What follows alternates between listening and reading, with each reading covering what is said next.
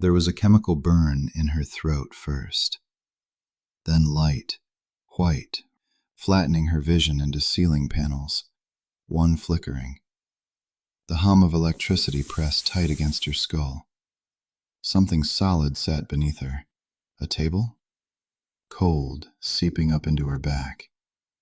Leather bit into her wrists, 3 points each arm, skin bunching at the edges where the straps met bone. Her head wouldn't move. Metal coated her tongue, chemical, bitter, clinging to the roof of her mouth. Why? Her breathing felt wrong. Air dragged through her nose, not enough, each breath stopping short like her lungs had shrunk. She tried to move. Nothing happened. Her arms didn't respond. Her legs didn't respond. Even her fingers. Nothing. Panic fractured her thoughts into sharp, useless pieces. No, no, no, no. Where am I? Why am I here? Why can't I move? She tried to speak. Her mouth wouldn't open. Her tongue sat dead and thick against her teeth. Help. Someone help. Please, someone. Her vision collapsed to a gray tunnel. Blood hammered in her ears. Every part of her screamed to move, and nothing answered. Footsteps approached, rubber soles squeaking softly, unhurried. There was a sound underneath, a low hum, almost pleased. The sound stopped right beside her. A hand landed on her shoulder, followed by a calm voice. Emily. Her mind slowly fired. How does he know my name? She could see him now, leaning into view, smiling wide and easy. His eyes crinkled at the corners when he smiled, warm and reassuring. The kind of eyes that belonged to someone who'd help you carry groceries to your car. Hair neat. He wore a white coat. Clean. Pressed. He tilted his head slightly, studying her, still smiling. You're waking up right on time, he said. I was hoping you wouldn't sleep through the whole thing. Her mind lurched. What? What whole thing? He reached out again, a gentle pat on her shoulder. I know. It's scary at first, but you're safe now, I promise. We're going to fix everything. Fix what? What needs fixing? I didn't, she thought to herself. He stepped closer. She could smell soap and something minty on his breath. We're just going to make things easier for you, Emily. Quieter. He made a small circling motion with his finger near his own temple. That constant pressure you've been carrying around? We're going to take care of that. Panic rushed to Emily's mind. I don't want it to be easier. I don't want to be quieter. I'm fine. I'm fine. He let out a small, innocent laugh and slapped his own leg, amused with himself. Make you right as rain. Her thoughts raced again. No, don't touch me. Please don't. He stayed close. Too close. Close enough that she could feel warmth from his body against her arm. The soap smell was stronger now. Clean, simple. Something faintly powdery underneath. I could tell you were overwhelmed, he said, still smiling. Some people wear it loud. You do. Her panic rose inside. I wasn't. I was handling it. I was coping. Everybody gets stressed. That doesn't mean... He shifted his weight, resting one hand casually on the edge of the table near her hip. Not touching her. Just there. Present. You looked like you hadn't had a real moment to breathe in a long time. Like everything was piling up and nobody noticed. He glanced at her face, watching closely. The smile loosened. Not gone, just thinning. I noticed things. His voice changed, completely flat, empty. His eyes stopped crinkling, stopped doing anything at all. The warmth drained out of them, leaving something blank and measuring. His face settled into something neutral, expressionless, like whatever had been performing kindness had simply stopped. It's sort of my gift. Silence stretched between them. He didn't blink, didn't move, just watched her with that nothing face, that nothing voice. Then his hand moved to her cheek. Fingers spread slowly, palm pressing against her skin, thumb brushing just under her eye.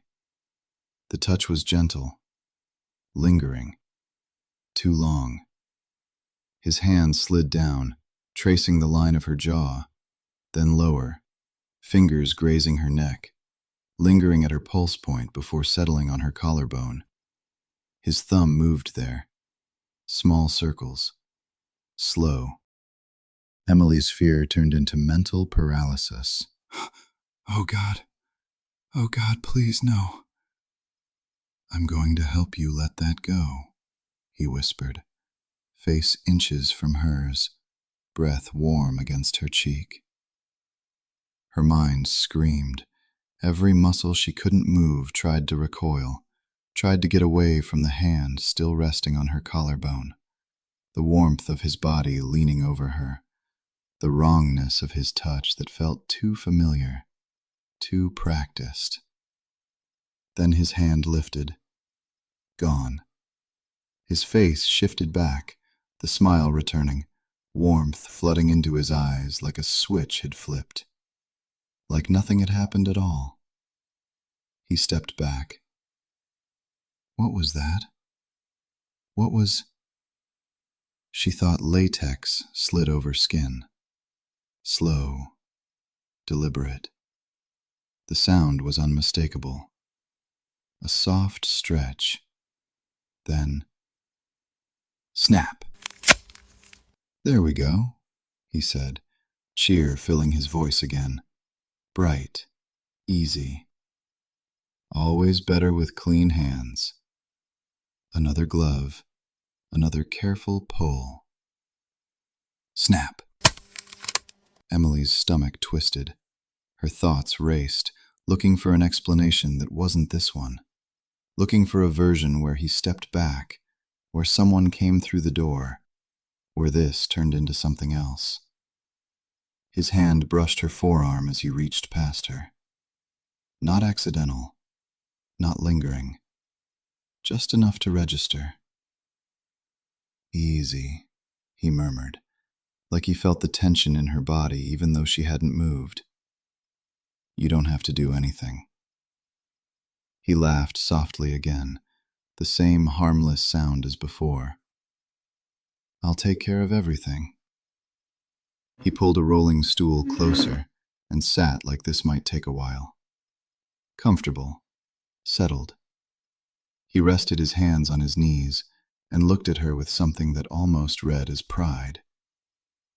I'm just going to do a small procedure, nothing dramatic. I've done it many, many times before. He smiled again, reassuring. And it's helped a lot of people. Tears tried to come. She felt the pressure behind her eyes, the tightness in her throat. But nothing happened. Even that didn't work. This isn't about taking anything from you, he continued. People always worry about that. They think they're going to lose themselves. He shook his head softly. You get to keep everything that matters. No, she thought to herself in defeat. You'll remember your whole life, every memory, every face, every little detail. Then what's the point? If I remember everything but can't feel it properly, what's left? What am I? The tears came then, slowly at first, sliding into her hair, down toward her ears. You'll still feel the world, he added. Touch, sound, light, all of it. But I won't be me. I won't... Her throat tried to tighten, tried to make sound. Something thin and broken pushed its way out, barely audible, hardly even a whimper. Her mind pleaded. Please stop. But without all that extra weight, he said, nodding as if this was obvious. No more getting angry for no reason. No more anxiety chewing at you. No more sinking into those dark holes you don't deserve. Another sound escaped, louder this time, wavering and weak. Tears blurred the ceiling until the light fractured into halos. I've refined it, he said, a note of pride slipping in. Over the years, made it gentler, cleaner, more precise. He leaned forward slightly. It's my own personal method. He's going to do something to me. He's going to do something to my head. The sound she made broke apart halfway through, turning into a shaking sob that never fully formed. Oh, he said immediately. His voice cracked, softened. When she managed to roll her eyes toward him, his face had changed. Eyes wet, bottom lip trembling slightly. Oh, sweetheart. He stood and stepped in close again. One hand reached up behind her head, fingers spreading carefully through her hair. He cupped the base of her skull, firm but gentle, holding her still. I know, he murmured, voice thick. I know you're scared. His thumb pressed lightly at her temple again, grounding, intimate. I understand. I really do. He leaned down and pressed a brief kiss to her forehead, gentle, tender. No, no, get away. It's okay, he whispered. You don't have to fight it. Emily's whole body would have shaken if it could. Tears poured freely now, her face hot and wet. Another broken sound clawed out of her throat, higher this time, desperate. Get away from me. Get away from me. Emily's thoughts tried to force through her mouth without success. He straightened, wiping at his own eyes quickly, smile returning like sunlight breaking through clouds. I've got you, he said, voice warm and soothing, the kind of voice you'd use with a frightened child. You're doing great. The room filled with music, soft at first, almost lost under the hum of the lights. Piano, slow, gentle. Chopin's Nocturne in E-flat major, each note falling like water into still water. There we are, he said. That should help. The notes settled into the space, steady and measured, like they were meant to slow breathing whether she wanted them to or not. I always use this, he continued, returning to the tray. It keeps things nice and even. Metal shifted as he picked something up. She could hear it now, close, intentional. I'll just explain what's going to happen, he said. It's very quick. No, Emily thought to herself, trying to project to her captor. You might feel some pressure. That's normal. He paused. And maybe a strange sensation, hard to describe. As far as I can tell, he said, you don't actually feel pain. Then he laughed, a small, surprised laugh, like he was amused by the idea. Funny, right? He stepped in close. His hands settled on her forehead, firm now, positioning. Fingers spread through her hair, anchoring her head in place. Just stay still for me, Emily, he said. This part's important. I can't, please, I can't. Something cold pressed at the corner of her eye. Not sharp, just there. Then, tink. Her body tried to jerk, failed. The signal went nowhere. Shh, he whispered, close to her ear now. Shh, it's okay. Pressure increased, deeper now, insistent. The pressure slid inward. Wrong. Inside. Emily's mouth flooded with the taste of copper. Thick, sharp, immediate, coating her tongue as her vision shuddered and the ceiling tilted. She screamed, or tried to. The sound came out strangled, choked, barely more than a wheeze forced through a throat that wouldn't work properly. I know, he murmured, voice breaking with emotion. You're doing so well, so brave. The piano kept playing, each gentle note falling through the room. Almost there, he breathed, tender and soft. Just a little more and then you'll be free. I promise. You'll be so peaceful, so quiet. His hand stroked her hair as he worked. No more pain, he whispered. No more fear. I'm giving you the most beautiful gift, Emily. Can you feel it? Can you feel yourself letting go? The pressure kept moving. Deeper. Wrong. That's it, he said, and she could hear him crying now, voice thick and wavering. That's it, sweetheart. Just let it all go. I've got you. The ceiling fractured into pieces. There, he whispered. There we go. Everything went soft.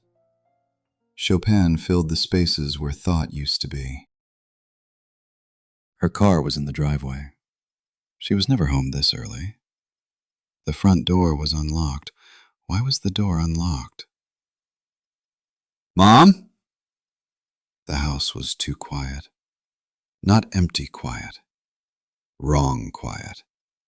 Like something was waiting.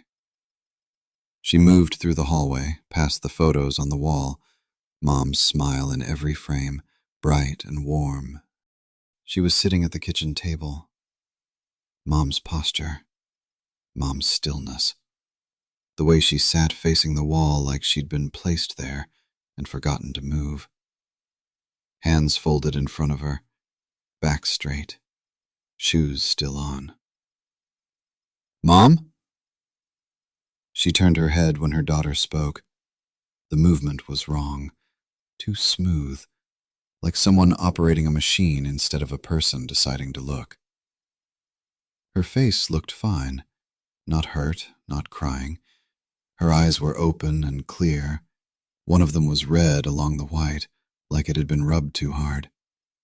There was a thin, dark line near the corner. A smile started, barely there. It didn't reach the rest of her face. She didn't answer. She just kept smiling. Thin, polite. Mom, her daughter said again, quieter, taking a step closer. She blinked. Once. Then again. Her mouth moved like she was about to say something. Nothing came out. Are you sick? She tilted her head, just a little, like she was listening. Her daughter moved closer. That red streak in her eye was worse up close. The red looked smeared, like something had slipped where it shouldn't have. When did that happen? Did she fall?